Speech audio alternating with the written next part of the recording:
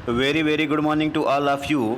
इससे पहले की क्लास में हम लोगों ने रॉबर्ट फ्रॉस्ट की जो एक बहुत ही फेमस पोएम है stopping by woods on a snowy evening उसको कवर किया है।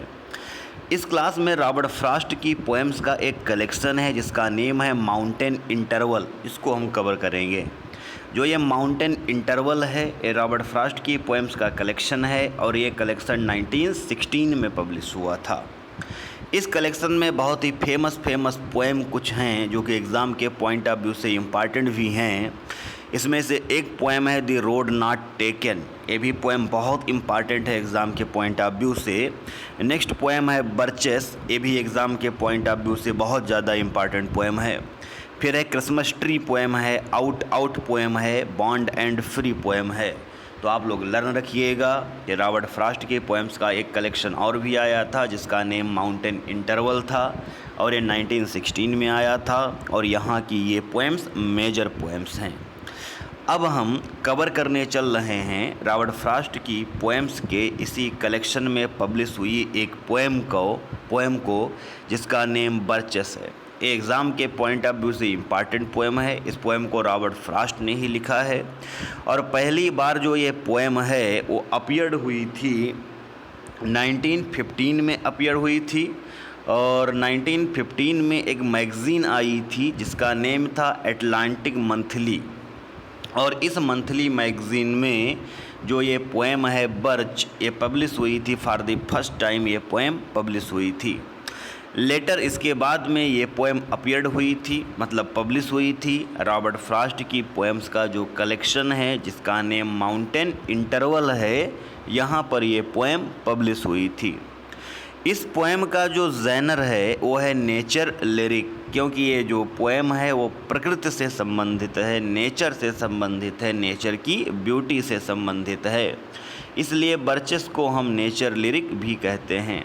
ये पोएम जो है इसको रॉबर्ट फ्रॉस्ट ने ब्लैंक वर्स में लिखा है, मतलब नो राइम स्कीम तो यहाँ पर कोई नहीं है, बट आयम्बिक पेंटामीटर, लेकिन यहाँ पर आयम्बिक पेंटामीटर का यूज रॉबर्ट फ्रॉस्ट ने किया है। देखिएगा इस पोएम में हमें फ्यूज़न मिलता है, फ्यूज़न का मतलब मिक्सचर होता है। यहाँ पर फैक्ट भी रखे हैं और इसके साथ ही साथ फैंसी भी रखी है। फैंसी का मतलब इमेजिनेशन होता है, मतलब कल्पना होता है। तो रॉबर्ट फ्रॉस्ट ने इस पोएम में तथ्य और कल्पना का मिश्रण किया है, मतलब फैक्ट और फैंसी का मिश्रण किया है, फैक्ट और इमेजिनेशन का फ्यूजन किया है, मिक्सचर किया है। इस पोएम के जो सोर्स हैं वहाँ पर एक वर्क है, वर्क का नेम है swinging on birch tree. Birch tree के ऊपर स्विंग करना, झूलना, ये पोएम है और इस पोएम को अमेरिकन पोएट लूसी लार्कन ने लिखा था। लूसी लार्कन अमेरिकन पोएट हुए हैं और लूसी लार्कन ने अपना एक पोएम लिखा था जिसका नेम था स्विंगिंग ऑन बर्च ट्री। तो इससे इंस्पायर्ड हुए हैं रॉबर्ट फ्रॉस्ट अपना ये वर्क बर्च लिखने के लिए। और यहाँ पर जो नेक्स्ट सोर्स है हिज स्विंगिंग ऑन बर्च, जो रॉबर्ट फ्रॉस्ट है वो अपने बचपन में बर्च ट्री के ऊपर स्विंग किया करता था, बर्च ट्री के ऊपर झूला करता था। तो अपने उस एक्सपीरियंस से भी रॉबर्ट फ्रॉस्ट यहाँ पर मोटिवेटेड हुआ है, इंस्पायर्ड हुआ है अपना ये वर्क बर्च लिखने के लिए। तो चलिए इस पोएम की कंप्लीट समरी को हम लोग कंफर्म कर ले रहे हैं कि इस पोएम में रॉबर्ट फ्रॉस्ट ने किस तरीके से इमेजरी का यूज किया है, क्या कंटेंट रखा है। तो यहाँ पर जो रॉबर्ट फ्रॉस्ट है वो कहता है कि जो ये birches are bending to right and left, कि जो ये बर्च ट्री है, बर्च ट्री जो है कभी वो राइट की तरफ कभी वो दाहिनी तरफ झुक जाता है और जो ये बर्च ट्री है कभी कभी ये बाएं की तरफ झुक जाता है। तो ये दाएं और बाएं जो ये बर्च ट्री है वो झुकता रहता है।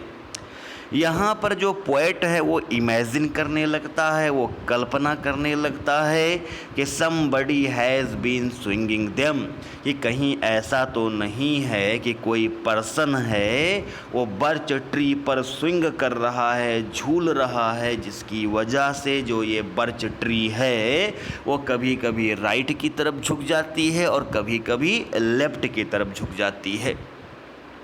लेकिन होता क्या है कि जो वो बर्च ट्री कभी राइट की तरफ कभी लेफ़्ट की तरफ झुक रही होती है, उसका जो सही रीज़न होता है वो होता है आइस स्टॉर्म। मतलब बर्फ़ का एक तूफ़ान आने वाला होता है, जिसकी वजह से बर्च ट्री जो है वो कभी दाहिनी की तरफ झुक रहा होता है, कभी लेफ़्ट की तरफ बेंड हो रहा होता है, झुक रहा होता है। आइस का स्टॉर्म आता है, बर्फ़ का तूफ़ान आता है, चारों तरफ केवल बर्फ़ और बर्फ़ ही दिखाई पड़ती है। तब रॉबर्ट फ्रॉस्ट कहता है कि अब जो है ये जो बर्च ट्री है वो पूरी तरीके से कवर्ड हो गया है आइस से, बर्फ़ से। जो ये ट्री है, जो ये पेड़ है, वो पूरी तरीके से ढक गया है। कभी कहता है इसीलिए they swing up and down when the wind blows. जब तेज़ हवा चलती है तो जो ये बर्च ट्री है वो कभी कभी ऊपर की तरफ उठता है और कभी कभी फिर से वो नीचे की तरफ गिर जाता है तेज़ हवा चलने की वजह से। और उसके ऊपर जो है वो बर्फ़ जो है, आइस जो है वो कवर भी है। अब यहाँ पर राइटर जो है वो थोड़ा फैंसी का यूज करता है, इमेजिनेशन का यूज करता है, और पोएट कहता है कि ऐसा लगता है कि हेवन में जो सेंट्रल डोम है वो क्रैक हो गया है, और हेवन से सेंट्रल डोम क्रैक हो करके इस अर्थ पर आ गया है और इस अर्थ को उसने कवर कर दिया है। और ब्रोकन ग्लास जो हैं उस सेंट्रल डोम में, जो टूटे हुए शीशे जो हैं, जो कि प्रिस्मेटिक कलर के हैं, अलग अलग रंगों के हैं, वो इस पृथ्वी पर पड़े हुए हैं।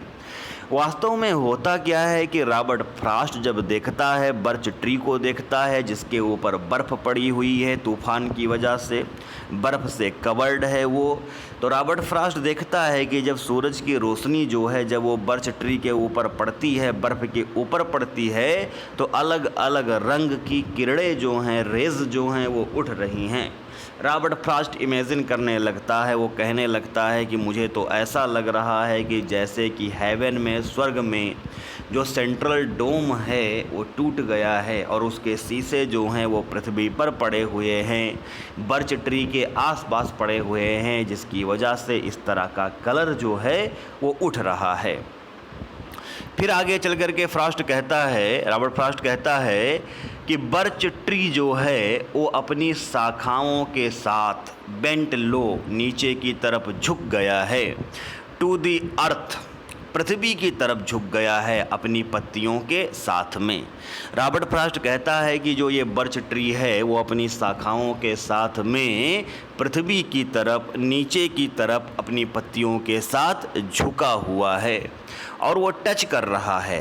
बर्च ट्री की जो शाखाएं हैं वो ग्राउंड को टच कर रही हैं, वो पृथ्वी को छू रही हैं और आर लुकिंग, और वो ऐसा प्रतीत हो रही हैं, ऐसे दिख रही हैं लाइक जैसे कि यंग गर्ल्स, जो यंग गर्ल्स हैं वो ड्राई कर रही हैं, सुखा रही हैं देयर हेयर, अपने बालों को, इन दी वार्मथ ऑफ द सन, सूरज की गर्मी में।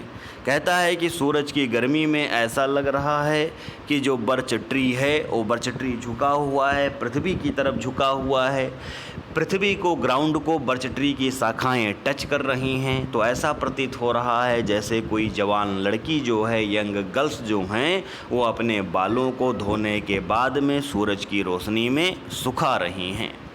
राइटर जो है वो फिर से इमेजिनेटिव हो जाता है, फैंसी की तरफ रिटर्न होता है, कल्पनाओं की तरफ आता है और कहता है कि ऐसा लग रहा है कि जो ये पेड़ हैं इनको झुका दिया गया है, परमानेंटली झुका दिया गया है, हमेशा के लिए नीचे झुका दिया गया है।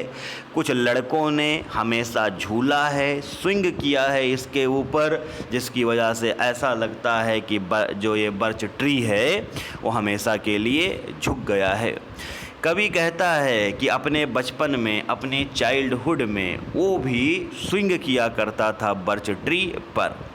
फिर कवि कहता है कि जब कभी भी, व्हेनेवर, जब कभी भी मैं थक जाऊँ, संसार की जो समस्याएं हैं, सांसारिक प्रॉब्लम्स जो हैं, समस्याएं जो हैं, उनसे जब कभी भी मैं थक जाता हूँ, जो डोमेस्टिक वरीज़ हैं, जो घर की चिंताएं हैं, उनसे जब कभी भी मैं परेशान हो जाता हूँ, तो कभी कहता है कि मैं स्विंग करना चाहता हूँ। और स्विंग कहाँ से करना चाहता हूँ? इस पृथ्वी से मैं स्विंग कर जाना चाहता हूँ। इस पृथ्वी से थोड़ा मैं दूर चला जाना चाहता हूँ, फारा साट थोड़े समय के लिए जाना चाहता हूँ। कभी कहता है वाइल, जबकि he would never like to leave the earth permanently. कभी कहता है कि मैं कभी भी नहीं चाहूँगा कि मैं अर्थ को परमानेंटली छोड़ कर जाऊँ। परेशान जब मैं होता हूँ तो मेरा मन करता है कि थोड़े समय के लिए मैं पृथ्वी को छोड़कर चला जाऊँ, लेकिन मैं परमानेंटली पृथ्वी को छोड़कर जाना नहीं चाहूँगा। बिकॉज क्योंकि the earth is the right place for love and there is no better place to go. कभी कहता है क्योंकि जो पृथ्वी है प्रेम के लिए उससे अच्छा स्थान हो ही नहीं सकता है, और उससे बेटर प्लेस भी नहीं हो सकता है कहीं पर जाने के लिए। लास्ट की जो ये 2 लाइनें हैं वो बर्च ट्री की, बर्च वर्क की बहुत ही फेमस लाइनें हैं, और ये एग्ज़ाम के पॉइंट ऑफ व्यू से बहुत ज़्यादा इम्पॉर्टेंट हैं। बहुत सारे एग्ज़ाम में ये लाइन पुटअप की जाती है और पूछा जाता है।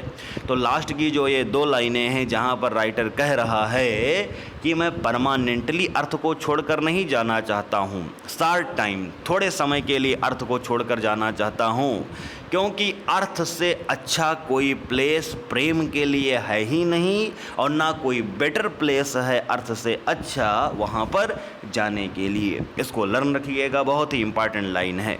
तो इस तरीके से आज के क्लास में जो ये बर्च पोएम है इसको हमने कंफर्म कर लिया है। नेक्स्ट क्लास में रॉबर्ट फ्रॉस्ट के और भी जो रिमेनिंग वर्क हैं उनको हम कंफर्म करेंगे। तो आज की क्लास के लिए इतना ही। Thank you very much to all of you.